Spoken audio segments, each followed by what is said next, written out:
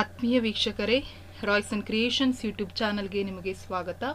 ಇಂದಿನ ಈ ವಿಡಿಯೋದಲ್ಲಿ 10ನೇ ತರಗತಿಯ ಸಮಾಜ ವಿಜ್ಞಾನ ವಿಷಯದ ಮೋಸ್ಟ್ ಇಂಪಾರ್ಟೆಂಟ್ ಕ್ವಶನ್ಸ್ ಅನ್ನು ನಾನು ನಿಮಗೆ ಈ ವಿಡಿಯೋದಲ್ಲಿ ತಿಳಿಸ್ತಾ ಹೋಗ್ತಾ ಇದ್ದೀನಿ. 1 ಅಂಕಕ್ಕೆ ಯಾವೆಲ್ಲ ಪ್ರಶ್ನೆಗಳು, 2, 3, 4 ಈ ರೀತಿ ಯಾವೆಲ್ಲ ಪ್ರಶ್ನೆಗಳು ಬಹು ಮುಖ್ಯವಾದ ಪ್ರಶ್ನೆಗಳು ಮತ್ತು ನಿಮ್ಮ ಎಕ್ಸಾಮಲ್ಲಿ ಬರುವಂತಹ ಪ್ರಶ್ನೆಗಳೇ ಆಗಿರ್ತವೆ. ಹಾಗಾಗಿ ಇವುಗಳನ್ನು ಚೆನ್ನಾಗಿ ಅಭ್ಯಾಸ ಮಾಡಿ ಅಂತ ಹೇಳ್ತಾ ಈ ವಿಡಿಯೋನ ಪ್ರಾರಂಭಿಸ್ತಾ ಇದ್ದೀನಿ. ಯಾರೆಲ್ಲ ಮೊದಲ ಬಾರಿ ನಮ್ಮ ಚಾನಲ್ ನೋಡ್ತಾ ಇದ್ದೀರಾ, ಸಬ್ಸ್ಕ್ರೈಬ್ ಮಾಡಿ ಹಾಗೂ ನಿಮ್ಮ ಫ್ರೆಂಡ್ಸಿಗೆ ಶೇರ್ ಮಾಡಿ. ಮಕ್ಕಳೇ, ಈಗ ನೀವು 1 ಅಂಕದ ಪ್ರಶ್ನೆಗಳನ್ನ ನೋಡಿದ್ದೀರಾ, MCQ ನಲ್ಲಿ ಬರ್ತದೆ. ಅದೇ ರೀತಿ ನಿಮಗೆ 1 ಅಂಕದ 8 ಪ್ರಶ್ನೆಗಳಿರ್ತವೆ. ಸೊ ಅದರಲ್ಲಿ ನಿಮಗೆ ಇಸುವಿಗಳನ್ನ ಕೇಳ್ಬೋದು. ಇಸುವಿಯನ್ನು ಕೊಟ್ಟು ಅಲ್ಲಿ ಆ ಒಂದು ಸಂದರ್ಭದಲ್ಲಿ ಏನು ಘಟನೆ ನಡೆದಿದೆ ಅದನ್ನ ಕೇಳ್ಬೋದು, ಅಥವಾ ಕೆಲವೊಂದು ಒಪ್ಪಂದಗಳನ್ನ ಕೇಳ್ಬೋದು. ಅದೇ ರೀತಿ ಕೆಲವೊಂದು ಪತ್ರಿಕೆಗಳನ್ನ ಕೇಳ್ಬೋದು. ಯಾರು ಈ ಪತ್ರಿಕೆಯನ್ನ ಪ್ರಾರಂಭಿಸಿದವರು. ಸೊ ಈಗ ಫಾರ್ ಎಕ್ಸಾಂಪಲ್ ರಾಜಾರಾಮ್ ಮೋಹನ್ ರಾಯ್ ಅವರು ಸಂವಾದ ಕೌಮುದಿ ಅಂತ ಹೇಳಿ ಪತ್ರಿಕೆಯನ್ನು ಪ್ರಾರಂಭಿಸ್ತಾರೆ. ದಯಾನಂದ ಸರಸ್ವತಿ ಸತ್ಯಾರ್ಥ ಪ್ರಕಾಶ, ಜ್ಯೋತಿಬಾ ಫುಲೆ ಗುಲಾಮಗಿರಿ ಅನ್ನೋ ಪತ್ರಿಕೆ, ಆನಿ ಬೆಸೆಂಟ್ ನ್ಯೂ ಇಂಡಿಯಾ. ಸೊ ಈ ರೀತಿ ಅವರು ಯಾವೆಲ್ಲ ಪತ್ರಿಕೆಗಳನ್ನು ಪ್ರಾರಂಭಿಸಿದರು ಅದನ್ನು ನೀವು ನೋಡ್ಕೋಬೇಕು. ಅದೇ ರೀತಿ ಇಸ್ವಿಗಳ ಮಹತ್ವವನ್ನು ಗೊತ್ತಿರಬೇಕು. ಪ್ರಮುಖವಾದ ಇಸ್ವಿಗಳು, ಈಗ 1761ರಲ್ಲಿ ವಾಂಡಿವಾಶ್ ಕದನ ನಡೆಯುತ್ತೆ, 1757 ಪ್ಲಾಸಿ ಕದನ, 64ರಲ್ಲಿ ಬಕ್ಸಾರ್ ಕದನ. ಸೊ ಈ ರೀತಿ ಪ್ರತಿಯೊಂದು ಇಸುವಿಗಳನ್ನು ನಾನಿಲ್ಲಿ ನಿಮಗೆ ಡಿಸ್ಪ್ಲೇ ಮಾಡ್ತಿದ್ದೀನಲ್ಲ, ಇವುಗಳನ್ನು ನೀವು ಅಭ್ಯಾಸವನ್ನು ಮಾಡ್ತಾ ಹೋಗಬೇಕು. ಅದೇ ರೀತಿ 2 ಅಂಕ ಅದೇ ರೀತಿ ಬಿರುದುಗಳು, ಕೆಲವೊಂದು ಬಿರುದುಗಳನ್ನು ಕೇಳ್ತಾರೆ. ಈಗ ರಾಜರ್ಷಿ ಅನ್ನೋ ಬಿರುದು ಯಾರಿಗೆ ಕೊಟ್ಟಿದ್ದು? ನಾಲ್ವಡಿ ಕೃಷ್ಣರಾಜ ಒಡೆಯರು. ಅಭಿನವ ಕಾಳಿದಾಸ ಅಂದರೆ ಬಸಪ್ಪ ಶಾಸ್ತ್ರಿ. ಯುರೋಪಿನ ಹೆಬ್ಬಾಗಿಲು ಅಂದರೆ ಕಾನ್ಸ್ಟಂಟಿನೋಪಲ್. ಸೊ ಈ ರೀತಿಯ ಬಿರುದುಗಳನ್ನು ನೀವು ನೋಡ್ಕೊಂಡಿರ್ಬೇಕು, ಯಾರಿಗೆ ಯಾವ ಬಿರುದು ಸಿಕ್ಕಿದೆ.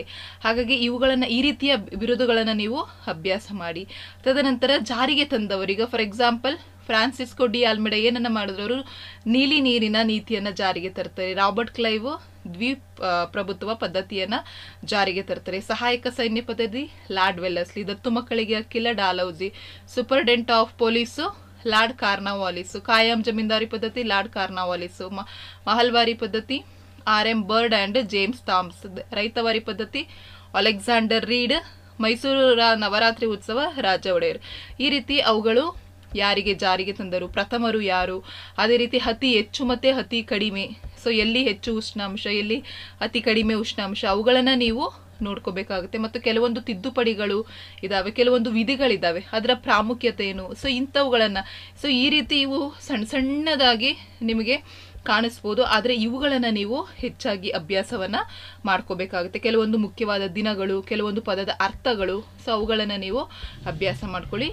ನೆಕ್ಸ್ಟ್ ನೀವು ಈಗ ಮಳೆಯನ್ನ ಕೇಳ್ತಾರೆ. ಕಾಲ ಬೈಸಾಖಿ ಅನ್ನೋದು ಪಶ್ಚಿಮ ಬಂಗಾಳದಲ್ಲಿರುವ ಮಳೆಯ ಹೆಸರು. ಉತ್ತರ ಪ್ರದೇಶದಲ್ಲಿ ಆಂಡೀಸ್ ಅಂತ ಹೇಳಿ ಕರೀತಾರೆ. ಕರ್ನಾಟಕದಲ್ಲಿ ಕಾಫಿ ತುಂತುರು ಅಂತಾರೆ. ಕೇರಳದಲ್ಲಿ ಮಾವಿನ ಹೊಯ್ಲು ಅಂತ ಹೇಳಿ ಕರೀತಾರೆ. ಮತ್ತೆ ಹೇಳಿಕೆಗಳು ಕೇಳ್ತಾರೆ. ಈಗ ಫಾರ್ ಎಕ್ಸಾಂಪಲ್ ಭಾರತದ ರೈತರು ಸಾಲದಲ್ಲೇ ಹುಟ್ಟಿ ಸಾಲದಲ್ಲೇ ಬದುಕಿ ಸಾಲದಲ್ಲೇ ಸತ್ತರು. ಅದನ್ನ ಹೇಳಿದವರು ಚಾರ್ಲ್ಸ್ ಮೆಟಾಕಾಫ್. ವೇದಗಳಿಗೆ ಹಿಂತಿರುಗಿ ದಯಾನಂದ ಸರಸ್ವತಿ. ಭಾರತೀಯರಿಗೆ ಭಾರತ ದಯಾನಂದ ಸರಸ್ವತಿ. ಮಾನವ ಕುಲ ತಾನೊಂದೇ ಒಲಂ ಅಂತ ಹೇಳಿದವರು ಪಂಪ. ಸೊ ಹಾಗಾಗಿ ಈ ರೀತಿಯ ನೀವು ಹೇಳಿಕೆಗಳನ್ನ ಕಲ್ತ್ಕೊಳ್ಬೇಕಾಗುತ್ತೆ. ನೆಕ್ಸ್ಟ್ ನಾವು ಕ್ವಶನ್ ಆನ್ಸರ್ಸ್ಗೆ ಹೋಗೋಣ ಮಕ್ಕಳ. ಮೊದಲನೇದು ಕೋಮುವಾದ ಎಂದರೇನು, ಪ್ರಾದೇಶಿಕವಾದ ಎಂದರೇನು, ಲಾಭಕೋರತನ ಎಂದರೇನು, ಗ್ಲೋಬಲ್ಸ್ ಎಂದರೇನು, ದುಡಿಮೆ ಎಂದರೇನು. ಸೊ ಈ ರೀತಿ ಪ್ರಶ್ನೆಗಳನ್ನು ನೀವು ಅಭ್ಯಾಸ ಮಾಡ್ತಾ ಹೋಗಿ. ಹಣ ಅಥವಾ ವಸ್ತು ರೂಪದ ಪ್ರತಿಫಲಕ್ಕಾಗಿ ದುಡಿಯುವುದೇ ದುಡಿಮೆ. ವಿಶೇಷ ಪರಿಣಿತಿ ಎಂದರೇನು, ಶ್ರಮ ವಿಭಜನೆ ಎಂದರೇನು, ಒಂದು ಕೆಲಸವನ್ನ ಅವರವರ ಸಾಮರ್ಥ್ಯಕ್ಕನುಗುಣವಾಗಿ ಹಂಚಿಕೊಂಡು ಮಾಡುವುದನ್ನ ಶ್ರಮ ವಿಭಜನೆ ಅಂತಾರೆ. ನಿರುದ್ಯೋಗ ಎಂದರೇನು, ದುಡಿಯುವ ಸಾಮರ್ಥ್ಯ ಇದ್ದರೂ ಕೆಲಸ ಸಿಗದ ಪರಿಸ್ಥಿತಿ. ಮಳೆ ಕೊಯ್ಲು ಎಂದರೇನು, ಜನಮಂದೆ ಎಂದರೇನು, ದೊಂಬಿ ಎಂದರೇನು. ಈವನ್ ನಿಮ್ಮ ಇದ್ರಲ್ಲೂ ಕೇಳಿದ್ದಾರೆ ದೊಂಬಿ ಅಂದ್ರೇನು ಅಂತ. ಸೊ ಆ ಥರದ ಪ್ರಶ್ನೆಗಳನ್ನು ನೀವು ಓದ್ಕೋಬೇಕಾಗುತ್ತೆ. ಹೆಣ್ಣು ಭ್ರೂಣ ಹತ್ಯೆ ಎಂದರೇನು, ಸಾಂದ್ರ ಬೇಸಾಯ, ಮಿಶ್ರ ಬೇಸಾಯ. ಸೊ ಈ ರೀತಿಯ ಒನ್ ವರ್ಡ್ ಆನ್ಸರ್ಸ್ ಕ್ವಶನ್ ಅನ್ನ ಮಕ್ಕಳ ನೀವು ಅಭ್ಯಾಸವನ್ನ ಮಾಡ್ಕೋಬೇಕು. ಸೊ ಅದರಲ್ಲೂ ಕೆಲವು ಅನ್ವಯದ ಪ್ರಶ್ನೆಗಳನ್ನ ಕೇಳ್ತಾರೆ. ಸೊ ಹಾಗಾಗಿ ಈ ವಿಡಿಯೋನ ನೀವು ಸಂಪೂರ್ಣವಾಗಿ ನೋಡಿ ಮಕ್ಕಳ, ಆಗ ಮಾತ್ರ ನಿಮಗೆ ಈ ಒಂದು ಯಾವೆಲ್ಲ ಪ್ರಶ್ನೆಗಳನ್ನು ನೀವು ಓದಬೇಕು ಅಂತ ಹೇಳಿ ನಿಮಗೆ ಅರ್ಥ ಆಗುತ್ತೆ. ಇಲ್ಲಾಂದ್ರೆ ನಿಮಗೆ ಬಹಳ ಕನ್ಫ್ಯೂಷನ್ಸ್ ಆಗುತ್ತೆ. ನೆಕ್ಸ್ಟ್ ನಾವು 2 ಅಂಕದ ಪ್ರಶ್ನೆಗಳಿಗೆ ಹೋಗೋಣ ಮಕ್ಕಳ. ಸೊ 2 ಅಂಕದ ಪ್ರಶ್ನೆಗೆ ಬಂದರೆ, ಭಾರತದ ಜಲಮಾರ್ಗ ಕಂಡುಹಿಡಿಯಲು ಪ್ರೇರಕವಾದ ಅಂಶಗಳು ಯಾವುವು ಅಥವಾ ವೈಜ್ಞಾನಿಕ ಸಲಕರಣೆಗಳು ಯಾವುವು, ಈ ರೀತಿ ಪ್ರಶ್ನೆಗಳನ್ನು ಕೇಳ್ತಾರೆ. ಪ್ಲಾಸಿ ಕದನದ ಫಲಿತಾಂಶಗಳು ಏನಾಗಿತ್ತು. ಸೊ ಈ ರೀತಿ ಪ್ರಶ್ನೆಗಳಿಗೆ ಕಾನ್ಸಂಟ್ರೇಷನ್ ಮಾಡಿ. ಬಕ್ಸಾರ್ ಕದನದ ಪರಿಣಾಮ. ನೆಕ್ಸ್ಟ್ ದ್ವಿಪ್ರಭುತ್ವ ಪದ್ಧತಿಯನ್ನು ವಿವರಿಸಿ. ಇದನ್ನು ಜಾರಿಗೆ ತಂದವರು ರಾಬರ್ಟ್ ಕ್ಲೈವ್. ಸೊ ಅದನ್ನು ಬರೆದವ್ರ ಬಗ್ಗೆ ಬರಿಬೇಕು. ನೆಕ್ಸ್ಟ್ ಕರ್ನಾಟಕ ಯುದ್ಧಗಳ ಪರಿಣಾಮಗಳೇನು, ಡೂಪ್ಲೆ ಯಾರು, ಅವನ ಮಹತ್ವಾಕಾಂಕ್ಷೆ ಏನಾಗಿತ್ತು, ಪ್ಲಾಸಿ ಕದನಕ್ಕೆ ಕಾರಣಗಳೇನು, ಮೂರನೇ ಕರ್ನಾಟಕ ಯುದ್ಧವನ್ನು ವಿವರಿಸಿ, ಸಹಾಯಕ ಸೈನ್ಯ ಪದ್ಧತಿಯ ಷರತ್ತುಗಳೇನು. ಸೊ ಈ ಥರ ಈ ಪ್ರಶ್ನೆಗಳನ್ನು ನೀವು ನೋಡಿ ಅಭ್ಯಾಸ ಮಾಡಬೇಕಾಗುತ್ತೆ. ನೆಕ್ಸ್ಟ್ ಮೂರನೇ ಆಂಗ್ಲೋ ಮರಾಠ ಯುದ್ಧದ ಪರಿಣಾಮವೇನು, ಆಂಗ್ಲೋ ಸಿಖ್ ಯುದ್ಧಗಳ ಪರಿಣಾಮವೇನು. ಅದೇ ರೀತಿ ದತ್ತು ಮಕ್ಕಳಿಗೆ ಹಕ್ಕಿಲ್ಲ ಎಂಬ ನೀತಿಯ ಕುರಿತು ಬರೆಯಿರಿ. ರಾಜ ಒಡೆಯರ ಸಾಧನೆಗಳು ಏನೇನು, ರಂಗಾಚಾರ್ಲು ಅವರ ಕೊಡುಗೆಗಳು ಯಾವ್ಯಾವು, ಕೆ ಶೇಷಾದ್ರಿ ಅಯ್ಯರ್ ಅವರ ಕೊಡುಗೆಗಳೇನು, ಶ್ರೀರಂಗಪಟ್ಟಣದ ಒಪ್ಪಂದದ ಷರತ್ತುಗಳೇನು, ನಾಲ್ಕನೇ ಆಂಗ್ಲೋ ಮೈಸೂರು ಯುದ್ಧದ ಫಲಿತಾಂಶವೇನು, ಮದ್ರಾಸ್ ಶಾಂತಿ ಒಪ್ಪಂದವು ಬ್ರಿಟಿಷರಿಗೆ ಅನಿವಾರ್ಯವಾಗಿತ್ತು ಏಕೆ, ಅಲಗಲಿಯ ಬೇಡರ ದಂಗೆಗಳನ್ನು ವಿವರಿಸಿ. ನೆಕ್ಸ್ಟ್ ಸ್ವಾಮಿ ವಿವೇಕಾನಂದರು ಹೇಗೆ ಯುವಶಕ್ತಿಗೆ ಪ್ರೇರಕರಾಗಿದ್ದಾರೆ, 1857ರ ದಂಗೆಗೆ ಸೈನಿಕ ಕಾರಣಗಳು ಯಾವ್ಯಾವು. ತದನಂತರ ಜುನಾಗಢವು ಭಾರತದ ಒಕ್ಕೂಟದಲ್ಲಿ ಹೇಗೆ ಸೇರ್ಪಡೆಯಾಗಿತ್ತು. ನೆಕ್ಸ್ಟ್ ಗೋವಾವನ್ನು ಪೋರ್ಚುಗೀಸರಿಂದ ಹೇಗೆ ವಿಮುಕ್ತಗೊಳಿಸಲಾಯಿತು. ನೆಕ್ಸ್ಟ್ 24ನೇದು ಹೈದರಾಬಾದ್ ಹೇಗೆ ಭಾರತದ ಒಕ್ಕೂಟದಲ್ಲಿ ಸೇರ್ಪಡೆಯಾಯಿತು. ಸೊ ಈ ರೀತಿ ಪ್ರಶ್ನೆಗಳನ್ನು ನೀವು ಅಭ್ಯಾಸ ಮಾಡಿ ಮಕ್ಕಳೇ. ಇದರ PDF ಅನ್ನು, ಸಂಪೂರ್ಣವಾದ PDF ಅನ್ನು ನಾನು ನಿಮಗೆ ಕೊಡ್ತೀನಿ. ಯಾಕೆಂದರೆ PDF ಅನ್ನು ನೀವು ಡೌನ್ಲೋಡ್ ಮಾಡಿಕೊಂಡ್ರೆ ಈಸಿಯಾಗಿ ನಿಮ್ಮ ಎಕ್ಸಾಮ್ಗೆ ಪ್ರಿಪೇರ್ ಆಗ್ಬೋದು. ಹಾಗಾಗಿ ಈ PDF ನಿಮ್ಮ ಡಿಸ್ಕ್ರಿಪ್ಷನಲ್ಲಿರುತ್ತೆ, ಡೌನ್ಲೋಡ್ ಮಾಡಿ ಎಕ್ಸಾಮ್ಗೆ ಪ್ರಿಪೇರ್ ಆಗಿ. ನೆಕ್ಸ್ಟ್ ಭಾರತವು ಸ್ವಾತಂತ್ರ್ಯ ಗಳಿಸಿದ ಸಮಯದಲ್ಲಿ ಎದುರಿಸಿದ ಸಮಸ್ಯೆಗಳು ಯಾವ್ಯಾವು, ನಿರಾಶ್ರಿತರ ಸಮಸ್ಯೆ, ಕೋಮುಗಲಭೆ ಸಮಸ್ಯೆ, ಸರ್ಕಾರದ ರಚನೆ, ಸಂಸ್ಥಾನಗಳ ವಿಲೀನೀಕರಣ, ಆಹಾರದ ಉತ್ಪಾದನೆ, ಕೃಷಿ ಮತ್ತು ಕೈಗಾರಿಕಾ ಬೆಳವಣಿಗೆಗಳು, ಇವೆಲ್ಲ ಸಮಸ್ಯೆಗಳನ್ನು ಅನುಭವಿಸ್ತದೆ. ನೆಕ್ಸ್ಟ್ ನಾಜಿ ಸಿದ್ಧಾಂತವು ಜರ್ಮನಿಯನ್ನು ಹಾಳು ಮಾಡಿತ್ತು ಹೇಗೆ, ಎರಡನೇ ಮಹಾಯುದ್ಧಕ್ಕೆ ಕಾರಣಗಳು ಯಾವ್ಯಾವು, ಫ್ಯಾಸಿಸ್ಟ್ವಾದದ ಲಕ್ಷಣಗಳು ಯಾವ್ಯಾವು, ನಿರುದ್ಯೋಗಕ್ಕೆ ಕಾರಣಗಳೇನು, ನಿರುದ್ಯೋಗದಿಂದ ಆಗುವ ಪರಿಣಾಮವು ಯಾವುವು, ನಿರುದ್ಯೋಗದ ಸಮಸ್ಯೆಗೆ ಪರಿಣಾಮಗಳೇನು. ಸೊ ಈ ರೀತಿಯ ಪ್ರಶ್ನೆಗಳನ್ನು ನೀವು ಅಭ್ಯಾಸವನ್ನು ಮಾಡ್ಕೊಳ್ಳಿ. ಪಶ್ಚಿಮ ಘಟ್ಟ ಮತ್ತು ಪೂರ್ವ ಘಟ್ಟಗಳ ವ್ಯತ್ಯಾಸಗಳನ್ನ ಕೇಳ್ತಾ ಇರ್ತಾರೆ. ನೆಕ್ಸ್ಟ್ ಅರಣ್ಯ ನಾಶಕ್ಕೆ ಕಾರಣಗಳನ್ನು ಪಟ್ಟಿ ಮಾಡಿ. ಯಾವೆಲ್ಲ ಕಾರಣಗಳಿಂದ ಅರಣ್ಯ ನಾಶ ಆಗ್ತಾ ಇದೆ, ಅರಣ್ಯ ಸಂರಕ್ಷಣೆಯ ಕ್ರಮಗಳು ಯಾವ, ಅಂದರೆ ಯಾವ ರೀತಿ ನಾವು ಅರಣ್ಯವನ್ನು ಸಂರಕ್ಷಣೆಯನ್ನು ಮಾಡಬೇಕು. ತದನಂತರ ನೀತಿ ಆಯೋಗದ ಉದ್ದೇಶಗಳೇನು, ನೀತಿ ಆಯೋಗದ ವಿಭಾಗಗಳು ಯಾವುವು, ಪ್ರತ್ಯಕ್ಷ ತೆರಿಗೆ ಎಂದರೇನು, ಪರೋಕ್ಷ ತೆರಿಗೆ ಎಂದರೇನು, ಯೋಜನೇತರ ವೆಚ್ಚಗಳು ಯಾವ್ಯಾವು, ಬ್ಯಾಂಕ್ ಖಾತೆ ವಿಧಗಳು ಯಾವ್ಯಾವು, ಉತ್ತಮ ಉದ್ಯಮಗಾರಿಕೆಯ ಸೃಜನಾತ್ಮಕ ಚಟುವಟಿಕೆಯಾಗಿದೆ ಏಕೆ, 1986ರಲ್ಲಿ ಗ್ರಾಹಕ ಸಂರಕ್ಷಣಾ ಕಾಯ್ದೆಯ ಮುಖ್ಯ ಉದ್ದೇಶ ಯಾವುದು, ಅದನ್ನು ಬರೀಲಿಕ್ಕೆ ಕೇಳಿದ್ದಾರೆ. ಸೊ ಹಾಗಾಗಿ ಅದನ್ನು ಕಲ್ತ್ಕೊಳ್ಳಿ. ಅದೇ ರೀತಿ ಗ್ರಾಹಕರು ಅನುಭವಿಸುತ್ತಿರುವ ಸಂಕಷ್ಟಗಳು, ಬ್ರಿಟಿಷರು ಅಧಿಕಾರ ವಿಸ್ತರಣೆಗೆ ದತ್ತು ಮಕ್ಕಳಿಗೆ ಹಕ್ಕಿಲ್ಲ ಎಂಬ ನೀತಿ ಹೇಗೆ ಸಹಕಾರ ಆಯಿತು, ಮೊದಲನೇ ಆಂಗ್ಲೋ ಮರಾಠ ಯುದ್ಧಕ್ಕೆ ಕಾರಣಗಳನ್ನು ವಿವರಿಸಿ. ಸೊ ಇವೆಲ್ಲ ನಿಮಗೆ 2 ಅಂಕಕ್ಕೆ ಕೇಳುವ ಪ್ರಶ್ನೆಗಳಾಗಿರ್ತವೆ. ನೆಕ್ಸ್ಟ್ 3 ಅಂಕಕ್ಕೆ ಬಂದರೆ ವೆರಿ ಇಂಪಾರ್ಟೆಂಟ್, ಮಾರ್ತಾಂಡವರ್ಮನು ಡಚ್ಚರನ್ನು ಹೇಗೆ ನಿಯಂತ್ರಿಸ್ತಾನೆ, ಭಾರತೀಯ ಶಿಕ್ಷಣದ ಕ್ಷೇತ್ರದ ಮೇಲೆ ಬ್ರಿಟಿಷ್ ಆಡಳಿತವು ಮಹತ್ತರ ಪರಿಣಾಮವನ್ನು ಬೀರಿತು ಸಮರ್ಥಿಸಿ, ಬ್ರಿಟಿಷ್ ಕಂದಾಯ ನೀತಿಯ ಪರಿಣಾಮಗಳು ಯಾವ್ಯಾವು, ಈಸ್ಟ್ ಇಂಡಿಯಾ ಕಂಪನಿಯ ಮೂಲಕ ದೇಶದಲ್ಲಿ ಬ್ರಿಟಿಷರು ರೂಪಿಸಿದ ನ್ಯಾಯಾಂಗ ವ್ಯವಸ್ಥೆಯನ್ನು ವಿಶ್ಲೇಷಿಸಿರಿ, ಬ್ರಿಟಿಷರ ಕಾಲದಲ್ಲಿ ಪೊಲೀಸರ ವ್ಯವಸ್ಥೆಯಲ್ಲಿ ತಂದಂತಹ ಸುಧಾರಣೆಗಳು ಯಾವ್ಯಾವು, 1773ರ ರೆಗ್ಯುಲೇಟಿಂಗ್ ಕಾಯ್ದೆಯ ಪ್ರಮುಖ ಅಂಶಗಳು ಯಾವ್ಯಾವು, ಸಂಗೊಳ್ಳಿ ರಾಯಣ್ಣನು ಸ್ವಾತಂತ್ರ್ಯ ಹೋರಾಟದಲ್ಲಿ ಹೋರಾಡಿದ ಕ್ರಮಗಳನ್ನು ವಿವರಿಸಿ, 1857ರ ದಂಗೆಯ ಆರ್ಥಿಕ ಕಾರಣಗಳು ಯಾವ್ಯಾವು, ಅದೇ ರೀತಿ 1857ರ ಕ್ರಾಂತಿಗೆ ಕಾರಣವಾದ ರಾಜಕೀಯ ಮತ್ತು ಆಡಳಿತಾತ್ಮಕ ಕಾರಣಗಳನ್ನು ಕೇಳ್ತಾರೆ. ನಾಲ್ವಡಿ ಕೃಷ್ಣರಾಜ ಒಡೆಯರ ಸಾಧನೆಗಳು, ಇವುಗಳನ್ನು ತಿಳ್ಕೊಳ್ಳಿ. ಬ್ರಹ್ಮ ಆರ್ಯ ಪ್ರಾರ್ಥನಾ ಸತ್ಯಶೋಧಕ ಆಲಿಫ್ನ ಚಳುವಳಿಯ ಕೊಡುಗೆ, ಬೋಧನಾ ತತ್ವಗಳು, ಇವು 3 ಸಹ ನಿಮಗೆ ಇದರಲ್ಲಿ ಯಾವ್ದು ಬೇಕಾದರೂ ಅವ್ರು ಕೇಳ್ಬೋದು. ಚಿಕ್ಕ ಒಡೆಯರ ಸಾಧನೆಗಳು ಯಾವು ಕೇಳ್ಬೋದು, ಕಿತ್ತೂರು ರಾಣಿ ಚೆನ್ನಮ್ಮನ ಹೋರಾಟವನ್ನು ವಿವರಿಸಿ ಅಥವಾ ಆಂಗ್ಲರ ವಿರುದ್ಧ ಕಿತ್ತೂರಿನಲ್ಲಾದ ದಂಗೆಗಳ ಬಗ್ಗೆ ವಿವರಿಸಿ ಅಂತ ಹೇಳಿದ್ರು ನೀವು ಇದನ್ನು ಬರಿಬೇಕಾಗತ್ತೆ. ನೆಕ್ಸ್ಟ್ 1857ರ ದಂಗೆಯ ವಿಫಲತೆಗೆ ಕಾರಣವೇನು, ಮತ್ತು ಅದೇ ರೀತಿ ದಂಗೆಗೆ ಪರಿಣಾಮಗಳು ಯಾವ್ಯಾವು. ಸೊ ಆ ರೀತಿಯ ಪ್ರಶ್ನೆಗಳನ್ನು ಸಹ ಕೇಳ್ತಾರೆ. ಮತ್ತು ಇತ್ತೀಚಿನ ದಿನಗಳಲ್ಲಿ ಭಾರತ ಮತ್ತು ಚೀನಾ ನಡುವಣ ಸಂಬಂಧ ಹದಗೆಟ್ಟಿದೆ, ಸ್ಪಷ್ಟೀಕರಿಸಿ. ಸೊ ಆ ಪ್ರಶ್ನೆಯನ್ನು ಕೇಳ್ಬೋದು. ವಿಶ್ವಸಂಸ್ಥೆಯ ಅಂಗಸಂಸ್ಥೆಗಳು ಯಾವ್ಯಾವು, ವಿಶ್ವಸಂಸ್ಥೆಯ ಉದ್ದೇಶಗಳು ಏನು, ಅದನ್ನು ಸಹ ಕೇಳ್ಬೋದು. ರಷ್ಯಾದೊಂದಿಗೆ ಭಾರತದ ಸಂಬಂಧ ಯಾವ ರೀತಿ ಇದೆ, ಭಾರತ ಮತ್ತು ಅಮೆರಿಕ ದೇಶಗಳ ನಡುವಿನ ಪರಸ್ಪರ ಸಂಬಂಧ ಸೌಹಾರ್ದಯುತವಾಗಿದೆ, ಸ್ಪಷ್ಟೀಕರಿಸಿ.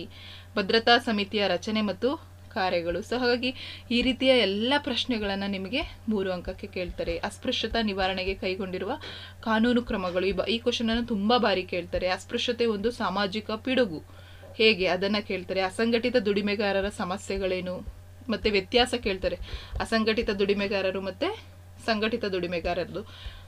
ತದನಂತರ ಹಿಮಾಲಯ ಪರ್ವತದ ಅನುಕೂಲಗಳೇನು, ಮಣ್ಣಿನ ಸವೆತಕ್ಕೆ ಕಾರಣಗಳೇನು, ಮಣ್ಣಿನ ಸವೆತದಿಂದ ಉಂಟಾಗುವಂತಹ ಪರಿಣಾಮಗಳು ಯಾವ್ಯಾವು, ಮಣ್ಣಿನ ಸವೆತವನ್ನು ಹೇಗೆ ತಡೆಗಟ್ಟುವುದು, ಭಾರತದಲ್ಲಿ ಶಕ್ತಿ ಸಂಪನ್ಮೂಲದ ಕೊರತೆಯನ್ನು ನೀಗಿಸಲು ಇರುವ ಆಹಾರದ ಕ್ರಮಗಳು ಯಾವ್ಯಾವು.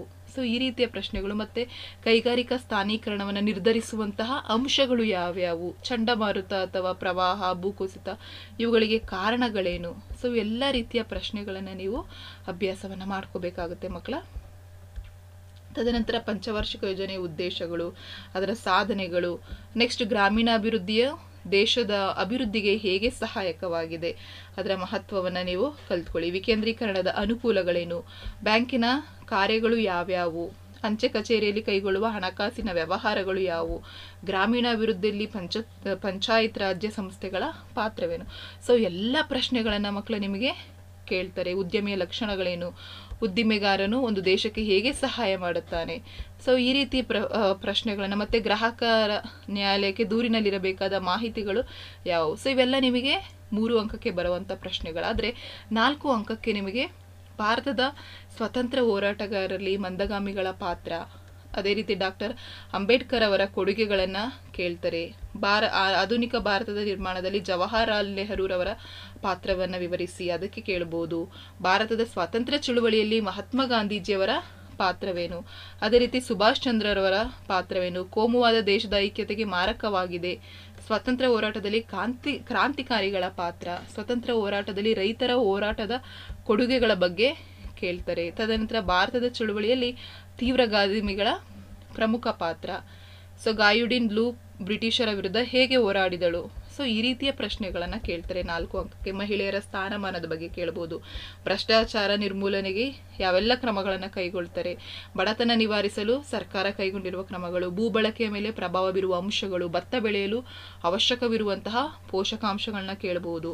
ಕೈಗಾರಿಕೆಯ ಪ್ರಾಮುಖ್ಯತೆ, ವಿಶ್ವಸಂಸ್ಥೆಯ ಆರ್ಥಿಕ ಹಣಕಾಸಿನ ಸಾಮಾಜಿಕ ಸಾಧನೆಗಳೇನು, ಭಾರತದ ಭೂ ಬಳಕೆಯ ವಿಧಗಳನ್ನು ಪಟ್ಟಿ ಮಾಡಿ, ಕೃಷಿ ವಿಧಾನಗಳು ಅಥವಾ ಪದ್ಧತಿಗಳನ್ನು ಕೇಳಬಹುದು. ಅನಕ್ಷರತೆಯ ಕಾರಣಗಳೇನು, ಹೋಗಲಾಡಿಸಲು ಸರ್ಕಾರ ಕೈಗೊಂಡಿರುವ ಕ್ರಮಗಳು ಯಾವುವು, ಗೋಧಿ ಮತ್ತು ಕಬ್ಬು ಬೆಳೆಯಲು ಬೇಕಾಗಿರುವಂತಹ ಅಗತ್ಯ ಅಂಶಗಳು ಏನೇನು. ಸೊ ಇವೆಲ್ಲವನ್ನ ನಿಮಗೆ 4 ಅಂಕಕ್ಕೆ ಕೇಳ್ತಾರೆ. ಸೊ ವ್ಯತ್ಯಾಸಗಳನ್ನ ಕೇಳಿದರೆ ಉಳಿತಾಯ ಖಾತೆ ಚಾಲ್ತಿ ಖಾತೆಗಿರುವ ವ್ಯತ್ಯಾಸ, ಸಂಘಟಿತ ಮತ್ತು ಅಸಂಘಟಿತಗಾರರ ನಡುವಿನ ವ್ಯತ್ಯಾಸ ಅವುಗಳನ್ನು ಕೇಳ್ತಾರೆ. ವೈಯಕ್ತಿಕ ಮತ್ತು ಸಾರ್ವಜನಿಕ ಹಣಕಾಸಿನ ವ್ಯವಹಾರ ಇದು ವ್ಯತ್ಯಾಸ ಅವುಗಳನ್ನು ಕೇಳ್ತಾರೆ. ಜಮೀನ್ದಾರಿ ಪದ್ಧತಿ ಮತ್ತು ರೈತವಾರಿ ಪದ್ಧತಿಗಿರುವ ವ್ಯತ್ಯಾಸ. ಸೊ ಈ ಎಲ್ಲ ಪ್ರಶ್ನೆಗಳನ್ನು ಅಭ್ಯಾಸ ಮಾಡಿ. ಅದೇ ರೀತಿ ಇಲ್ಲಿ ಕೊಟ್ಟಿರುವಂತಹ ಮ್ಯಾಪಿಂಗನ್ನು ಎಷ್ಟು ಇಲ್ಲಿ ನಾನು ಆಲ್ರೆಡಿ 5 ಮಾರ್ಕ್ಸಿಗೆ ಅದಕ್ಕೆ ಒಂದು ವಿಡಿಯೋವನ್ನು ಮಾಡಿದ್ದೀನಿ ಮ್ಯಾಪಿಂಗಿಗೆ. ಸೊ ಆ ವಿಡಿಯೋವನ್ನು ನೋಡ್ಕೊಳ್ಳಿ. 5 ಅಂಕಕ್ಕೆ ಒಂದು ವಿಡಿಯೋನ ಮಾಡಿದ್ದೀನಿ ಮ್ಯಾಪಿಂಗನ್ನು, ಯಾವೆಲ್ಲ ಪಾಯಿಂಟ್ಸನ್ನು ನೀವು ಪ್ರಾಕ್ಟೀಸ್ ಮಾಡಬೇಕು ಅಂತ. ಅದೇ ರೀತಿ ಇಲ್ಲಿ ಕೊಟ್ಟಿರುವಂತಹ ಇದನ್ನು ನೀವು ಅಭ್ಯಾಸವನ್ನು ಮಾಡ್ಕೊಳ್ಳಿ ಮಕ್ಕಳ. ನೀವು ನೋಡಿ ಬೇಕಾದರೆ ನಾಳೆ ಬಂದು ನೀವೇ ಕಮೆಂಟ್ ಮಾಡ್ತೀರಾ ಮ್ಯಾಮ್ ಇದರೊಳಗಡೆ ಕ್ವಶನ್ ಆನ್ಸರ್ಸ್ ಬಂದಿದ್ದು ಅಂತ. ಹಾಗಾಗಿ PDF ಡೌನ್ಲೋಡ್ ಮಾಡ್ಕೊಳ್ಳಿ. ಡೌನ್ಲೋಡ್ ಮಾಡಿಕೊಂಡು ಚೆನ್ನಾಗಿ ಪ್ರಾಕ್ಟೀಸ್ ಮಾಡಿ ಒಳ್ಳೆಯ ಅಂಕಗಳನ್ನು ತೆಗೆದುಕೊಳ್ಳಿ. ನಾನು ಎಕ್ಸ್ಪ್ಲೇನ್ ಮಾಡೋಕ್ಕೆ ಹೋಗಿಲ್ಲ, PDF ಕೊಡ್ತಾ ಇದ್ದೀನಿ ಅಂತ. ಹಾಗಾಗಿ ಚೆನ್ನಾಗಿ ಪ್ರಿಪೇರ್ ಆಗಿ ಒಳ್ಳೆಯ ಅಂಕ ತೆಗೆದುಕೊಂಡು ನಿಮ್ಮ ತಂದೆ ತಾಯಿಗಳಿಗೆ ನಿಮ್ಮ ಶಾಲೆಗೆ ಒಳ್ಳೆಯ ಹೆಸರನ್ನು ತನ್ನಿ ಅಂತ ಈ ವಿಡಿಯೋನ ಎಂಡ್ ಮಾಡ್ತಾ ಇದ್ದೀನಿ. Thank you for watching this video.